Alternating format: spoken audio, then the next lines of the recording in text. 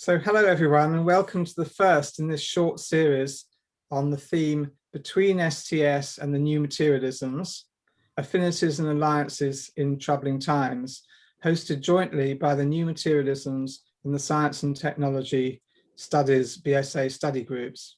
I'm Nick Fox, one of the conveners of the New Materialisms group, and I'm joined by the chair today by Dr. Julia Swallow from the STS group. Say hi, Julia. Hi. So it's our great pleasure to welcome today as our speaker, Dr. Eva Giraud, who's lecturer in media at Keele University and also author of this wonderful book, which you might be able to read the title of there, which has come out very recently and is a great read. So Eva is going to speak on the topic of disentangling food ethics, activism as theory. She'll speak for about 35 minutes and we'll then take questions afterwards. Over to you, Eva. Here or here?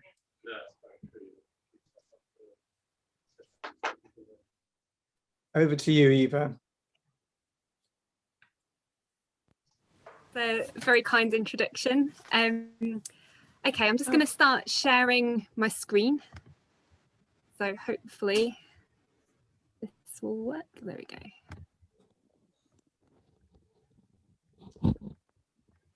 Can everyone see that okay? Just give me a shout if not.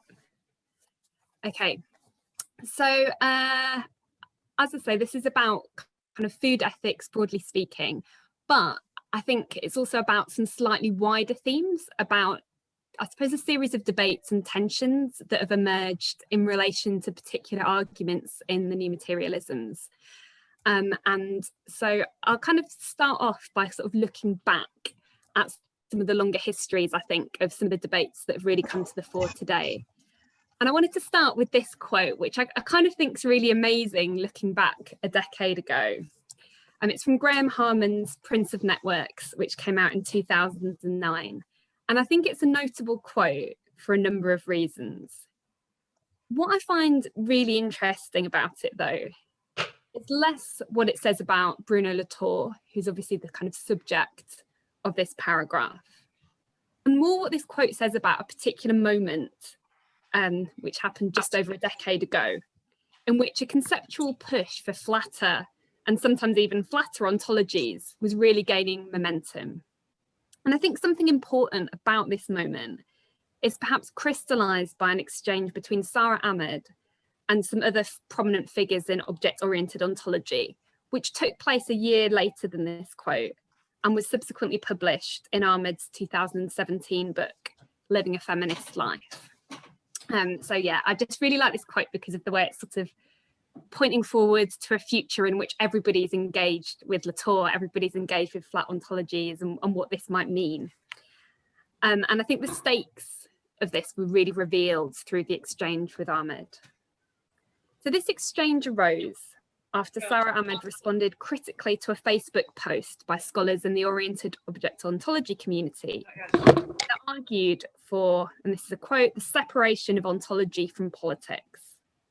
In her response to this post, Ahmed criticised one of the examples given of a person shooting another person. And she objected to this kind of example in particular due to the poster's suggestion that this incident should be treated at the ontological level simply as an event that takes place. So it should be depoliticized effectively, it should be decontextualized. Her reason for kind of critiquing this stance was that events like this, a shooting, can never be meaningfully understood by disentangling them from their constitutive political and social contexts and relations. Relations that she emphasizes are often imbricated in racialized and classed inequalities. And at the time of this original exchange, Ahmed, just through kind of this mere suggestion that these relations need to be situated in some way, received a huge barrage of criticism. And these criticisms ranged from typical accusations that she was kind of being mean in her critique, to the more pernicious inference that political biases are what had prevented her from getting the complex ontological point that was being made in these discussions. As Ahmed argues in Living a Feminist Life, this type of move where her concerns were sort of swept aside and presented as a distortion is just one instance of a much wider discourse associated with certain strands of contemporary critical theory, which works to deflect concern with racism and inequality by treating it as, quote, a fashionable hook that stops us from searching for more complex causes, a political lens that distorts what we can see, a conclusion that's already made.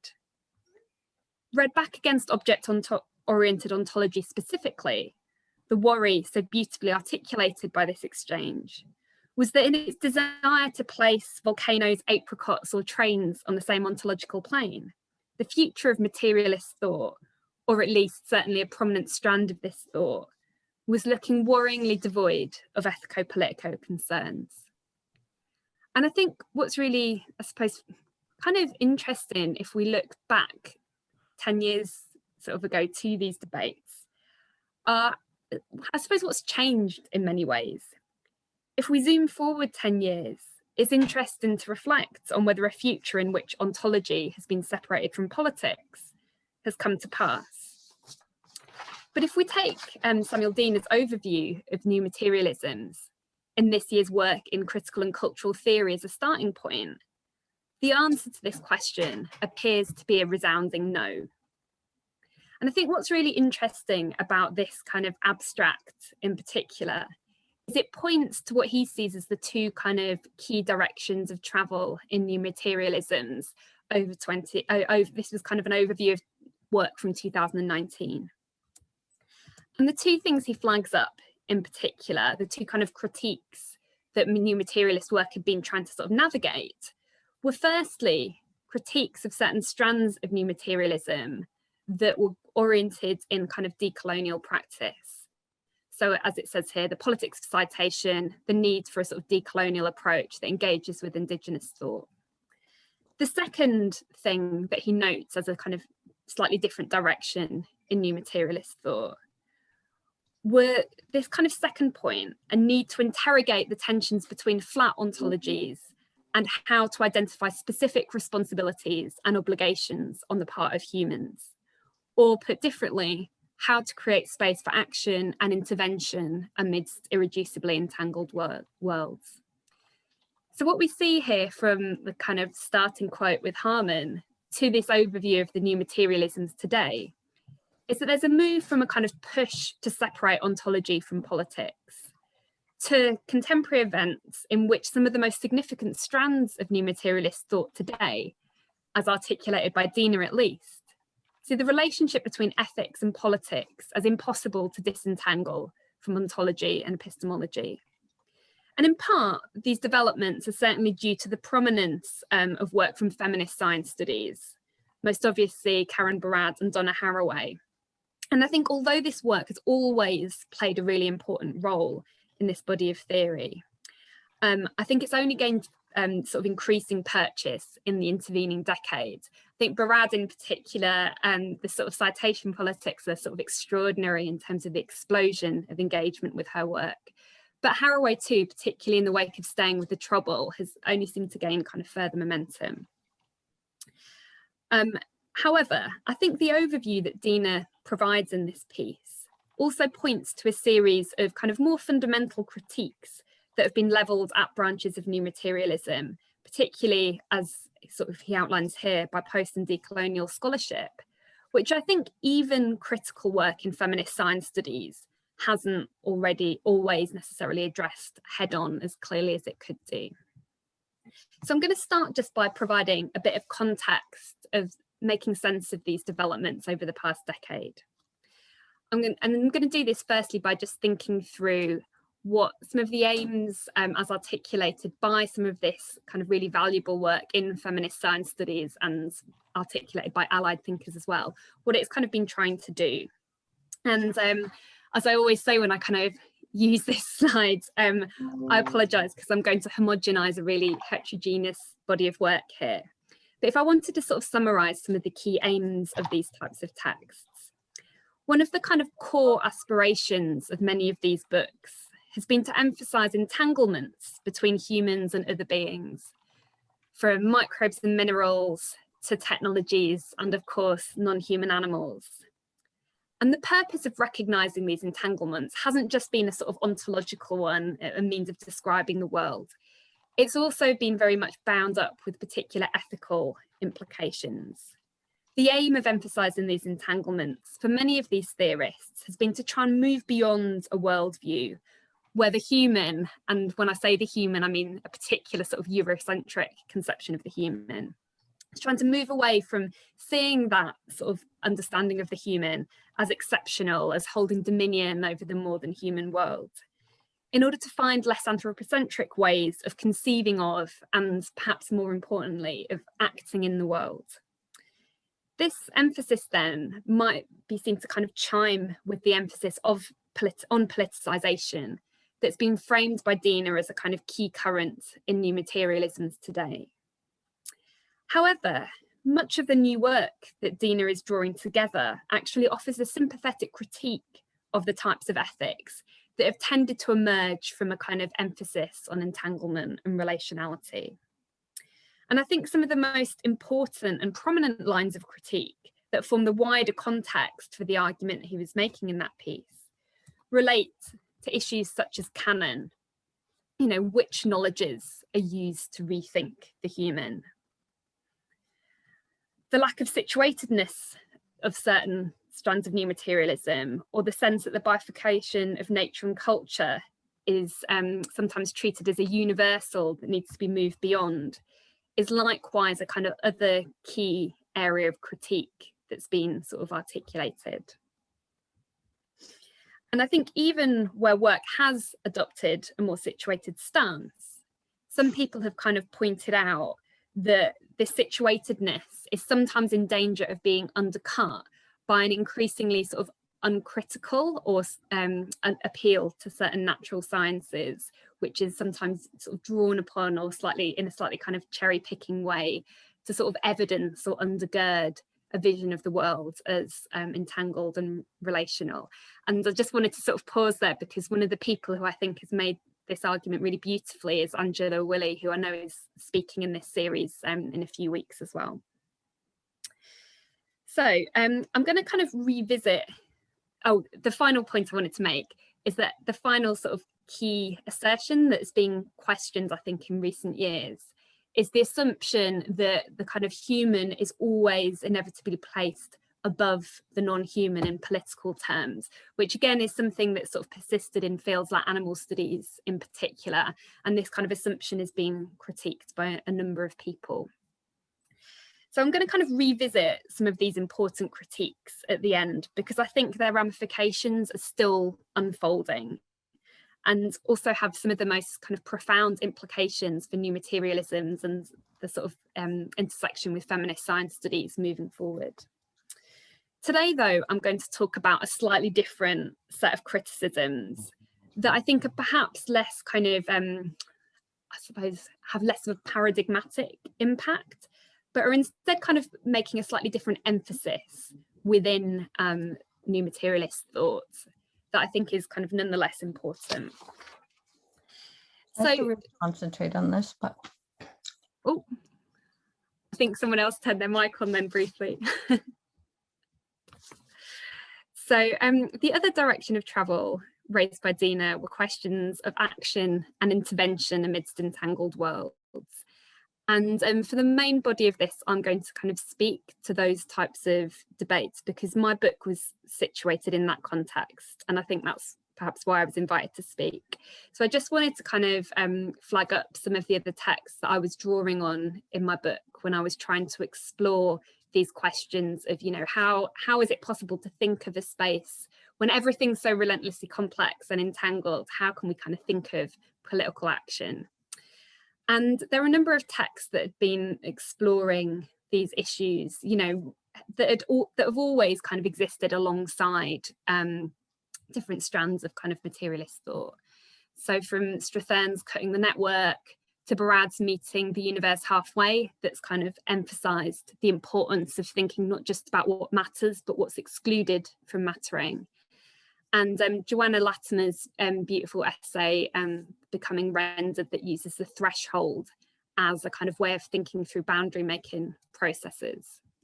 The example I wanted to touch on briefly, though, is Franklin Ginn's beautiful piece, Sticky Lives, where he kind of works through some of these questions about how to make ethical decisions that maybe recognise the entangled composition of the world, while also recognising that sometimes difficult decisions need to be made about which relations to prioritise over others. And he does this through engaging with an everyday example, the challenge posed by slugs in gardens. And he does this through these kind of really nice series of interviews with gardeners who really talk about, in quite kind of uncomfortable terms, how they have to kind of deal with this context, the garden itself, in which not everything can flourish in the same place at the same time. You know, slugs, plants, gardeners, you know, not all of these different beings can exist and sort of thrive equally. And so really difficult decisions have to be made about what to sort of sometimes remove from that equation in order to allow other ways of being to flourish. And for gardeners, you know, the thing that is often removed is the slug. And there are lots of different ways in which gardeners try and engage with the problem of the slug in more or less ethical ways that I don't have a chance to go into in more depth here. But what kind of Ginn kind of points to is says that, you know, this emphasis on gathering together and relationality can sometimes leave little room for the radical otherness of the other, or anything that might question the desirability of being attached. Tom Van Doren's Flightways, which engages with the cultural politics of extinction, brings this point home even more forcefully, and says that in some contexts where there are sort of sharp declines in biodiversity, we're required often to take a stand for some possible worlds and not others. We're required to take responsibility for the ways in which we help to tie and retie our knotted multi-species worlds. And I think Van Doren obviously notes here that these responsibilities are uneven, they're differential. But the thing that's sort of underlined is that sometimes, again, concrete decisions need to be made about, yes, which worlds are allowed to flourish, but sometimes that might mean the active contestation of kind of more harmful sets of relationships. And the question that I think is really difficult to get at is that in a kind of body of theory that's really been embraced to think through these problems, when the world has been seen as I say, relational, entangled, complex, how do we kind of make those decisions about which relations should flourish and which relations to contest? Who gets to make those decisions? What are the kind of politics behind that? As Alexis Shotwell notes in an otherwise sympathetic engagement with these arguments, sometimes it's incredibly difficult to answer this question within this body of theory. You know, as Shotwell says, the specifics of how we'd understand and act on the ethical call that these theories make is sometimes a little bit thin. In these texts, theorists do not tell us how to parse the specifics of the ethical call, or the relational economy towards which we might aim to behave more adequately. What, for Shotwell, orients political action and ethics in these types of contexts? One of the things that kind of I've argued in my own work is that it's especially difficult to answer this question because of a sort of another move that's happened in theoretical contexts in recent years. A division that's sort of emerged between, on the one hand, a series of frameworks that are framed as overly normative, decided in advance of situations, versus what Haraway describes as responsibility, ongoing responsiveness to situations where ethics is emergent and emerges kind of very much in response to what's encountered in a particular setting. And there's a kind of division that's tended to be sort of reinscribed between sort of relational ethics that's attentive, responsive to difference, pluralistic, recognises complexity and entanglement on one hand, and approaches that are seen as normative, overly simplified, defined in advance on the other. And unfortunately at present, sometimes existing forms of activism are sometimes quite kind of uncritically sort of lumped on the right-hand side of this category and seen as overly simplistic. And as I was sort of looking at in my book, this happens quite a lot with different forms of animal and environmental activism that are sometimes categorized as overly simplistic without much attention to actually what's going on in practice. And what I was trying to do in my first book was sort of press on this kind of division between, I suppose, good and bad activism that was sort of being reinscribed in theory in a little bit more depth, and kind of complicate the division between responsibility in Haraway's sense and sort of normative forms of responsibility that she was being critical of. And how I do this in the book is I engage in, I suppose, a series of conversations which go from the sort of 1980s to the present day, where I draw on a series of examples from activism and read them against particular concepts that have been influential in theoretical terms. And I sort of engage with a range of different thinkers: Haraway, Barad, Maria Pugh de la Bellacasa's really valuable work, to sort of really think through the relationship between theory and practice. And in the rest of today's talk, I'm just going to focus a little bit on this third chapter here, which thinks through food activism and the politics and ethics associated with that, in order, as I say, to kind of complicate the division between, I suppose, normative ethical frameworks that tend to be criticised by theories about relational ethics, and on the other hand, I suppose, approaches that are seen to be kind of more responsive, relational, etc. And I'm going to do this by sort of turning attention to a couple of different examples that are talked about in this book and elsewhere, which relate to a protest camp that emerged in 2005 in response to the G8 summit that was being held in Gleneagles, which is sort of near the Scottish town of Stirling. And this sort of protest camp, as I say, emerged in July 2005, and its aim was to serve as a kind of convergence site for activists who wanted to protest against the G8, which was being deliberately held in quite a remote location. At the same time, the camp was also designed to be a kind of prefigurative space of politics, where activists actively experimented with ways of sort of trying to bring into being the types of worlds that they wanted to live in, where they were sort of experimenting, I suppose, with on-the-ground alternatives to capitalism that also tried to engage with various environmental and animal activist principles as well. So I'm going to kind of talk about two aspects of this protest camp. The first is an example that I suppose has been talked about quite positively by a number of theorists that are associated with feminist science studies. And the second aspect of the camp that I'm going to talk about is something that's been quite heavily criticised in theoretical contexts. And I'm initially going to sort of draw out some of the similarities between these two examples to show, I suppose, that this kind of division between good and bad activism that's sometimes reinforced in theory is perhaps less stable than it might seem. And then I'm going to sort of, I suppose, take the arguments in a slightly different direction. But I'll start first by talking about this example that's been discussed in relatively positive terms in the theoretical literature. So a number of key texts in feminist science studies have positioned the global justice movement as illustrating the type of politics they aspire to.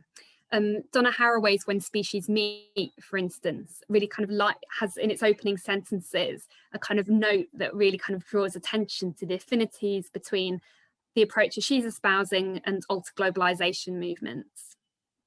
But the reason why, beyond these kind of broad similarities, I think Horizon, this protest camp, was so interesting, is because of the role of a particular figure in the camp who's been, again, talked about very positively in theoretical contexts: permaculture activist Starhawk, who was responsible for some mundane but nonetheless vitally important parts of the camps. And these were sanitation infrastructures, namely the construction of compost toilets and grey water systems to repurpose cooking water. And in Starhawk's fantastic chapter in this book, which is called Diary of a Compost Toilet Queen, really, she kind of sort of details, as I'll talk about shortly, the way she went about this task, collaborating with others. But why I think Starhawk's particularly interesting is that her work has really been quite profoundly influential on a number of key thinkers. Haraway, for example, takes inspiration from her practice at the start of Staying with the Trouble. And her activism has also been central to Maria Puig de la Bellacasa's work, offering an illustration of the type of situated care ethics that's called for. Other thinkers, such as Isabel Stengers, have likewise engaged extensively with Starhawk.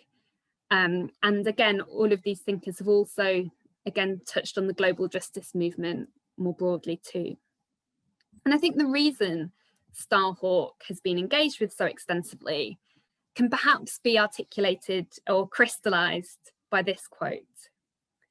Central to her practice, as she describes here, but also in much more depth in this chapter and elsewhere, the situated act of creating water systems offers a means of opening up questions about the forms of labour that are necessary in sustaining everyday life.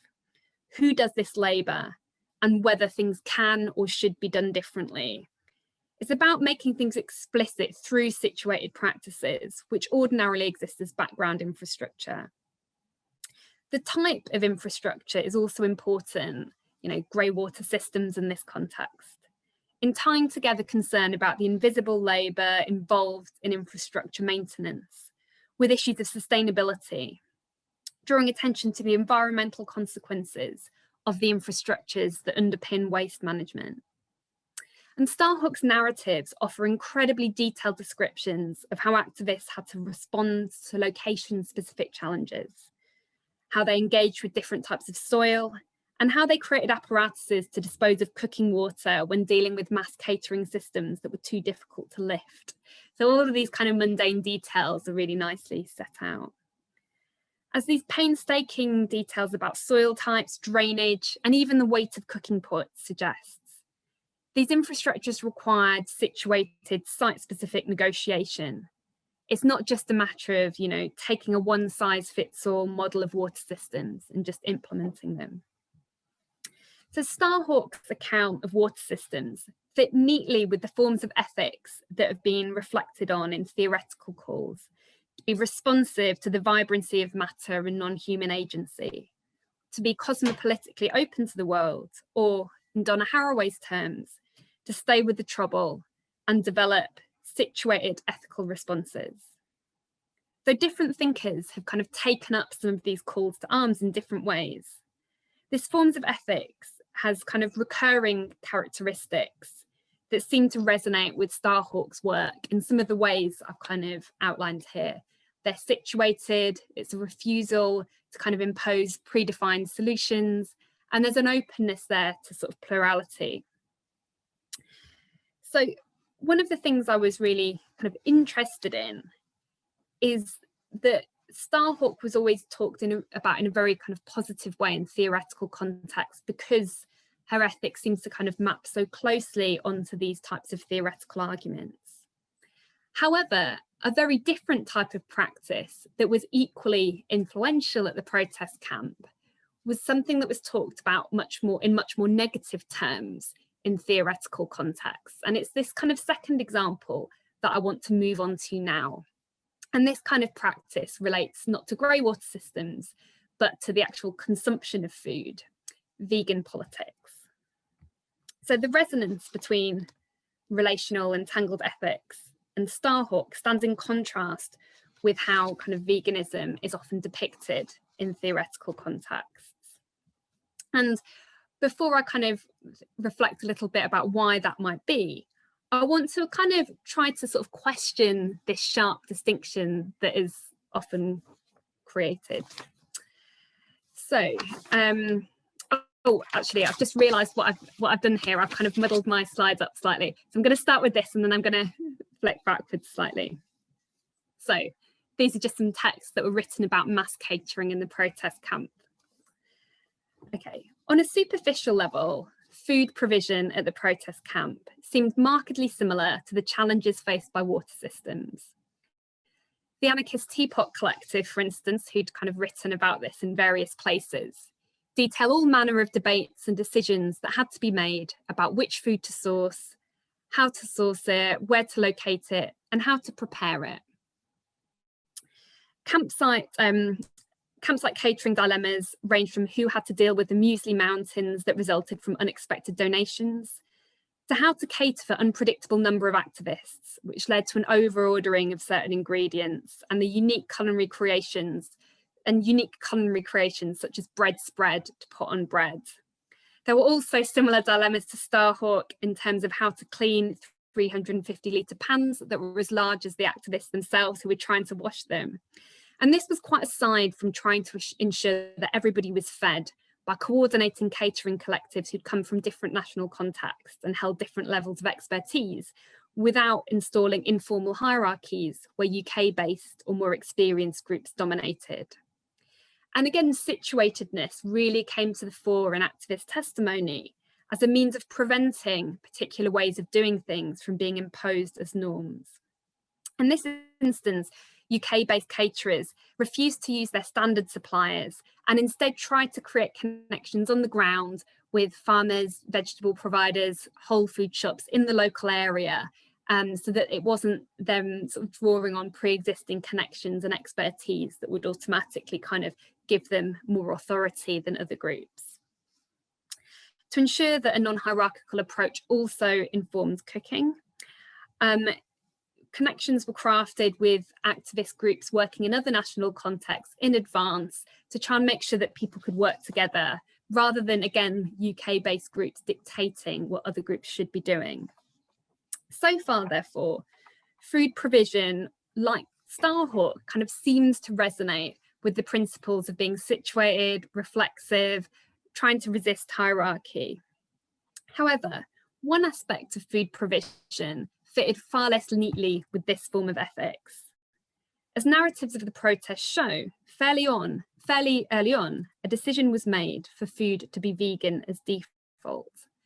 And in contrast to grey water systems, veganism has been seen or read in much more negative terms in theoretical contexts.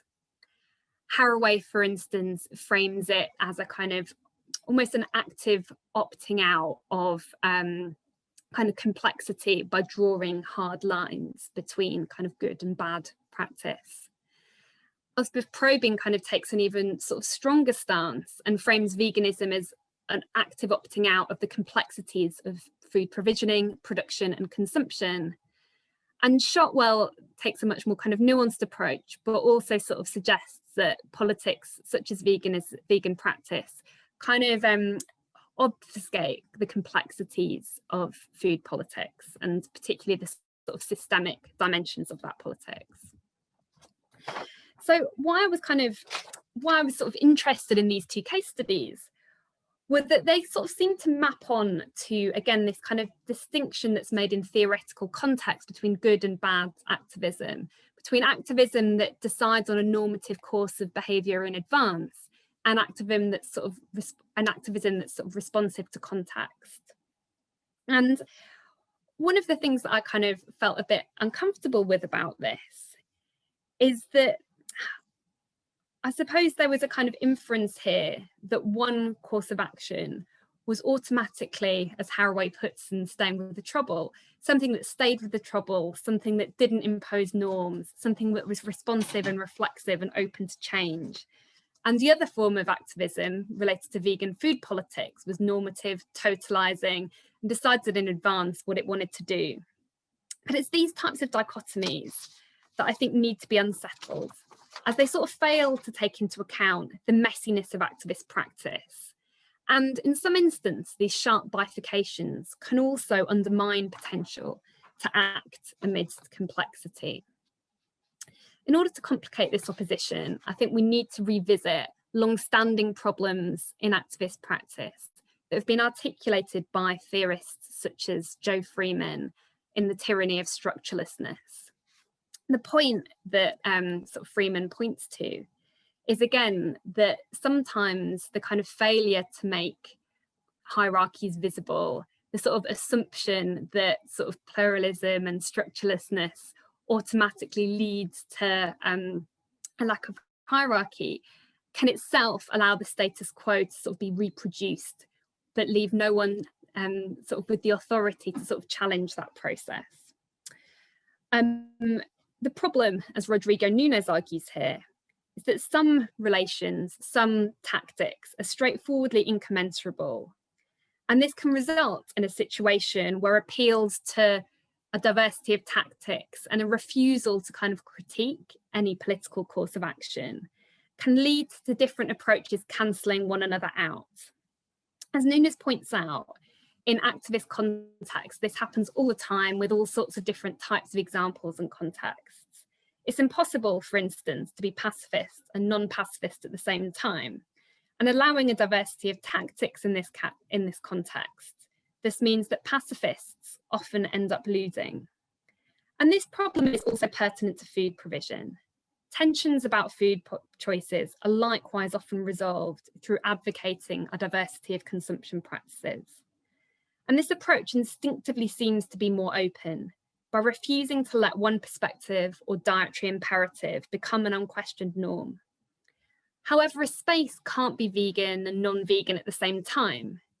Food provision might create opportunities to sort of engage in all sorts of different types of politics, but creating space just for a multitude of different ways of eating implicitly constructs animal issues or environmental issues as a kind of personal commitment rather than a sort of component of wider attempts to prefigure alternative worlds. And I think the situation encountered in protest camps points to a paradox. In certain contexts, it's not firm ethical decisions that offer false moral solace, but pluralism itself. Sometimes the pluralism that underpins notions of staying with the trouble allow hard questions about which way of doing things to be privileged to go unanswered. Certain approaches win by default.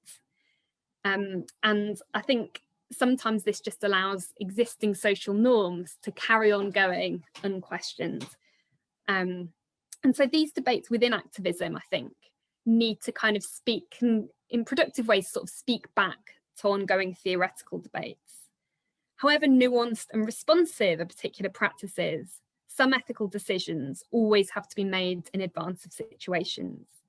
Even Starhawk's work at the protest camps, for instance, necessitated some ideological commitment in advance to certain forms of environmental politics and to a kind of understanding of the infrastructures that might enable these politics to be realised. And this leads to a kind of final point. Rather than assuming an emphasis on complexity and entanglement always leads to less hierarchical forms of ethics, what's key instead is recognising the exclusions that might arise in every course of action, in the same manner to sort of certain pluralisms in the garden being incommensurable. And this type of kind of recognition changes slightly the questions that might need to be asked.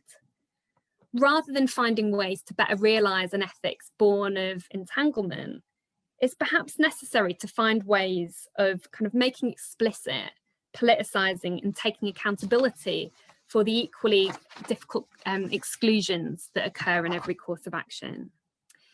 And just to kind of close, that sort of assertion of the importance of sort of drawing attention to, reflecting on, thinking about the politics of what's excluded when a normative stance is being made, is the note that I ended my first book on. And in a couple of months, I've got another book out that sort of pushes some of these questions a little bit further in relation to vegan food politics more broadly. And the book as a whole is a kind of overview of existing scholarship on the topic. But in the final chapter, what I've been really interested in is thinking about how vegans themselves conceive of their practice. And what's been really important is the way that, I suppose, these kind of reflections on the stakes of taking a normative ethical stance have really been foregrounded. They've really been kind of talked about reflexively, critically, in ways that are far removed from a kind of purity politics that takes a normative stance and then just doesn't think about anything, kind of uses it as an alibi for thinking they've done the right thing. People were really kind of wrestling with some really complicated dilemmas about how to kind of enact an ethical stance in a world that means that stance is always compromised. And I'm going to kind of just the final slide, one of the things that I've been trying to work through in the wake of feedback from the book and in the wake of more recent writing is how to sort of make sense of these debates in the wake of kind of more recent work that sort of complicated some of the sort of foundational building blocks of all of this theory. And I think the note I just wanted to sort of, the final sentence was, all of the things that I was arguing in what comes after entanglement, and to an extent in the book about veganism, was sort of really thinking through the difficulties and the challenges of acting amidst entangled worlds and of sort of realising a non-anthropocentric politics in practice. In these recent texts, I think there's been a real kind of sense that maybe some of the language, some of the building blocks, some of the concepts that are being used to ground these approaches need a more fundamental challenge than simply thinking, oh, how can we enact them more effectively? And I think concepts such as human exceptionalism, such as anthropocentrism, have themselves increasingly been kind of complicated. And I think a lot of lessons need to be learned kind of moving forward about how relational more than human thought is going to kind of engage, not just with reading against activism, but sort of reading itself against these important theoretical provocations. Thank you very much. I realised I was misreading my clock then, so rushed at the end. So sorry I went 5 minutes over. I'll stop sharing my screen now. Thank you so much, Eva. Thank you. I could tell everyone to unmute themselves and give you a round of applause, but that might be a bit kind of overwhelming. But you know, here is the round of applause that you would get in a face-to-face situation. So Eva, so fantastic. Now, what we're going to do is with questions, what I'd like you to do, if you have a question, is use the chat facility, which you'll find probably on the bottom menu of your Zoom screen, and just write question. And Julia is actually going to curate the question and answer session. So if anyone has got a question, do jump in and just put question or Q or whatever, just so Julia can come to you. Just while we're waiting, Eva, I was just wondering, I mean, I was really interested in your use of the term tactics to try to address some of the issues that emerge when activists and theorists collide or coincide or whatever, or entangle. And I was wondering if there was some connection there with the way that Spivak talked about strategic essentialism, as you know, what it sounds a bit like the kind of tactic which you're talking about. Yeah, I've talked a bit about that with Greg. Actually, is that he's sat over there. Yeah, I think for me, I can speak to this in relation to kind of vegan. I think there are some important connections to be had there, and I think a lot of the kind of scholarship that I think some of the most important scholarship at the moment is speaking at the kind of intersection of critical race studies and kind of new materialisms, and trying to sort of push that discussion forward that way, like Zakiya Jackson's work, for example. And I suppose I'd been thinking about, and I think that's probably a really productive direction I see things going in. I think in my work, I was more looking at the way that there are certain political frameworks that have got very particular histories as just useful tactical ways of navigating the world. And I think there are sort of parallels there with strategic essentialism. But I think, you know, something like veganism, it's often kind of framed as, you know, purity politics, for instance, is a phrase that comes up quite a lot. Whereas I think sometimes that kind of ignores a very particular history that's been talked about by people like Matthew Cole, who's kind of said, well, look, this has got this history where there was a sort of recognition that everything is really complicated and there's no way of being vegan in the world at the moment because of the systems that we find ourselves in. But this is still a useful heuristic to sort of aspire towards in order to navigate that. It's not about pretending it's a sort of purist course of action. It's just about finding a sort of pragmatic framework for doing day-to-day actions that other people can recognize and can kind of engage with politically, I suppose. So I think there probably are some parallels there that I'd need to sort of, yeah, think about it more, but thank you. I suppose I'm sort of, at the moment I'm working on trying to address the way in which new materialisms can become critical in the sort of the rather, Marxist sense, neo-Marxist sense, and there's quite a lot of tactics which are required even to try and get your work published in journals when you're actually challenging that kind of concept of structure, which is so pervasive in sociology. But over to you, Julia. Thank you, Nick. That was a fascinating talk. Thank you so much, Eva. No questions in the chat as yet, but that means that we have the right to ask questions, which is great. I guess, so I have kind of a broader question about, so obviously the theme for this year's 4S STS conference is all about kind of relations and foregrounding relations as a theme and as a way of kind of theorising on this. And I'm kind of doing some work around relations as well. In my own fellowship work. And I guess it's a really broad question, but it's thinking about what do we do with this? I guess what do we need to keep in mind when we think of relations, when that's something that we're either using as a theory or we're trying to think through thematically? Yeah, I just really appreciate your thoughts on that.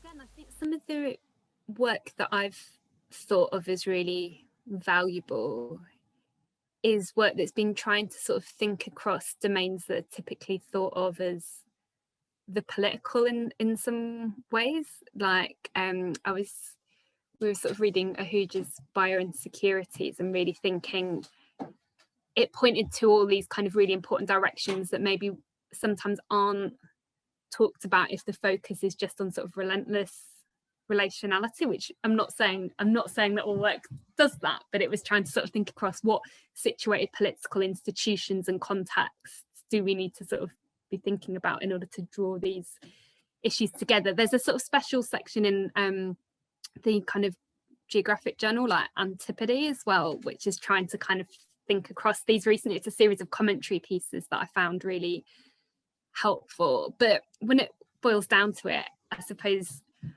what I found really helpful, I've just seen they're here actually, but what I found really helpful about Angela Willie's piece in Science, Technology and Human Values that was trying to kind of work through some of these questions in relation to tensions with certain strands of new materialism, was that there was almost a bit of a loss in some instances of those kind of founding commitments in feminist science studies.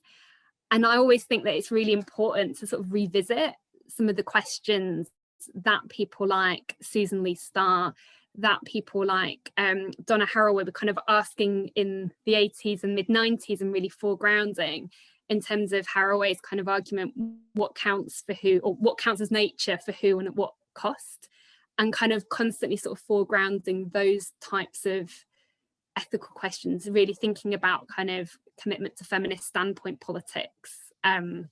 And I think kind of making sure that that remains central is something that I think is really important. That's great, thank you, Eva. Lots of food for thought and also lots of reading to do. Thank you. So Wim has added something to the chat. So one critique you mentioned was the non-critical adoption of scientific knowledge undergirding a lot of new materialisms and STS.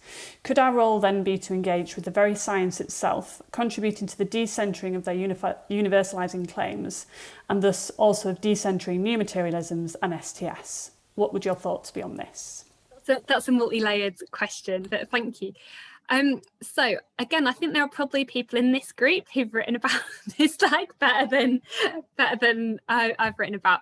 But I suppose just to unpack some of the things there, I think there's probably like a lot of heterogeneity within both new materialisms and STS that I'd want to sort of pull apart a bit first. I mean, STS, I suppose, to start with, it probably depends what sort of strands of STS we're talking about, because I definitely think there's been a kind of current of people, you know, people like Barad and maybe Haraway's more recent work even, which is kind of, I'm going to be really say something here that I feel really sad about. So I wasn't a fan of Staying with the Trouble, in part because it started with drawing analogies or kind of almost looking at examples from certain forms of biological sciences and saying, oh, this maps onto a vision of the world as, yeah, as entangled and relational, as though it was kind of undergirding it. And I think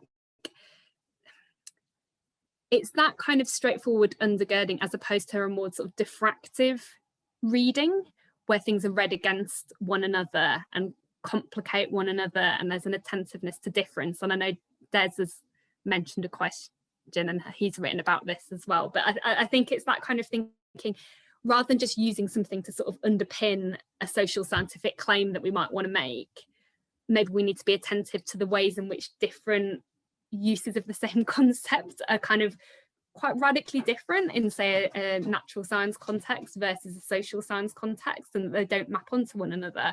And maybe we should be kind of attentive to the ways that they're different and how those differences might matter ethically, politically, conceptually, potentially as well. Yeah, that's great. Thanks, Eva. Des, do you want to ask your question? Sure. Thanks, Julia, and thanks, Eva. That was a great talk. I really enjoyed it. I love the place you started with that kind of Graham Harman quote, because I guess for those of us who were, you know, graduate students in or around that moment, it's such a fascinating moment to revisit, because it was so weird, that like sudden infatuation with Bruno Latour, who is this kind of, you know, not particularly interesting STS theorist who suddenly went like supernova. So that, I mean, I think that's a reminder that there's a really interesting history of the human sciences project to be done on this, right? And which I think is partly what you're gesturing at with that. And so my question is kind of from that angle, is to think about what is at stake for STS in this literature? What's at stake politically for STS in this? I would say, well, infatuation is maybe too strong a word, but for those of us who kind of go to 4S every year, the kind of emergence of a certain kind of hegemonic strand of relational thinking, as you've described it, has been really noticeable and striking. And that's in spite of, you know, fairly prominent critiques. You know, I saw Kim Tolberg give a really excoriating critique of 4S one year. There's a famous piece by Sophie Lewis. So there's kind of really potent, kind of unanswerable critiques are out there. And yet this work is still hegemonic, is still reproduced in much the same way. So I guess my question is, what is at stake for STS in this reproduction of this kind of thinking? One of the things that I've found really interesting is I've definitely spoken to people who've really had wanted to, again, go back and sort of reclaim some of the sort of slightly different trajectories within STS to ask what things could look like differently. And again, so obviously I think Sophie Lewis's critique's totally amazing, but I think in some ways what made me sad was I felt that I feel like some of the kind of more some of the things that I thought were not as right, how do I say this? One of the things, okay, I'm stealing this from a comment somebody made to Graham Harman at a talk. I think, yeah, I don't want to name the person. They're not here, so I don't think I can. Okay. But anyway, I went to talk at Nottingham Contemporary Gallery. Somebody made this kind of comment to Graham Harman and said, you know, kind of blamed him for making the tour boring, which I thought was a bit harsh, but was very much saying, you know, what was really interesting initially was a kind of commitment to ethnography and a commitment to kind of actually looking at how people doing things in practice and really thinking about the role of the role of non-human actors in that and how that could kind of speak back and unsettle. And I think one of the things that maybe people worry about is getting lost, is that it's not being driven as much by, there's maybe not been that dialogue between the empirical and the theoretical in the same way recently. And I think it would be sad if that was lost. Again, I think other people have kind of pointed out, like Martin Savransky perhaps, that there's not a neat translation between the ethical and the political. And there's sometimes a kind of sense that through acknowledging that everything's entangled in a sort of ontological sense and that there's an ethics to that, then that automatically has some sort of political purchase, but that's not necessarily the case. And I think this links to the point about scale that's mentioned in the comments actually as well. You know, this kind of, it's really, I think, a critically important point. How does this sort of situated, you know, ethical engagement scale up? And I think that kind of intersection, that connection with politics, with political institutions, with, is a kind of critically probably the most important point that needs to be worked through. And as I say, there are kind of people like Ahuja in particular, you know, just coming to mind because I've read that book recently, but who are sort of trying to think about those intersections. But it just seemed to be like this problem that is a persistent one, and that is, I don't know, people are coming back to time and time again, because I don't think that there is a clear answer to that at the moment, or a clear, space for thinking about that. Thanks. Thanks, Eva. Excellent reading of the chat whilst also giving a very wonderful response. Do you want to reply to that any further in terms of Victor's question, or? I mean, I think when we were, so a few years ago, me, Greg, Tracy Potts and Isla Forsyth wrote a piece where we were kind of almost like rereading Meeting the Universe Halfway, sort of 10 years after 10 years after it was published, because we really noticed this explosion of people using Barad. Like, I think it starts off with a graph. It's almost like this exponential uptake of that vocabulary. And scale was, it was actually a reviewer, whoever reviewed that, thank you, because one of the things that they really pressed on was like, does this scale up? You know, to what extent does the kind of ethics that's being negotiated initially in the context of quantum physics scale up firstly to macro phenomena, but certainly to like political institutions? And I think maybe that assumption that scale happens, I think maybe sometimes there's an assumption that scale jumping can happen without working through what happens at each stage of that can be an issue sometimes. Exactly, yeah. The work that's kind of done it throughout. Yeah. Thank you. We have 2 minutes. Nick, do you want to add some final comments? Yeah, I was just going to say we're almost out of time, sadly. Well, I'm sure we could go on a lot longer. There's so many issues. I mean, your last point just then about Barad. I mean, I've got a paper which has been you know, in hopefully fairly close to publication, which actually tries to do a diffractive reading of Barad through Deleuze and Guattari. I mean, I think that the extraordinary acceptance of Barad's work, you know, almost uncritically is an interesting example also, which we could run another seminar on. Well, before I end by thanking you, Eva, I just wanted to flag up to the participants here the reminder of the next seminar in the series, which is in 2 weeks' time, again at 2 p.m. British summertime. Is it British summertime yet? Yeah, I think it is. Yes. Anyway, this is Professor Angie Willey, and she is going to be talking on the topic Towards a Clear Feminist Critical Materialist Science Studies. And that's one which certainly is going to be of great interest to me. So I hope that if you haven't already registered, you will do that, and we can see you back here in 2 weeks' time. But I just want to finish by saying thank you so much to Eva. It's been a long time coming, because originally you were going to be our plenary speaker at the conference which we were going to hold in 2020, which had to be cancelled for obvious reasons. So thank you finally for coming, and I just say that, you know, it's been really interesting this afternoon, and I hope that everyone now can actually give that virtual round of applause to you. So thank you so much, Eva. Thank you very much indeed. Thank you. It's really nice to have me, and thank you for such great questions as well. I wonder if it's the authority of physics that that leads to that uptake of Barad, but anyway, we can talk about that another point, I'm sure. Thanks everybody. Thank you, Eva. I think that's it, and I think we all say goodbye now. So thank you all very much for attending, and see you here again soon.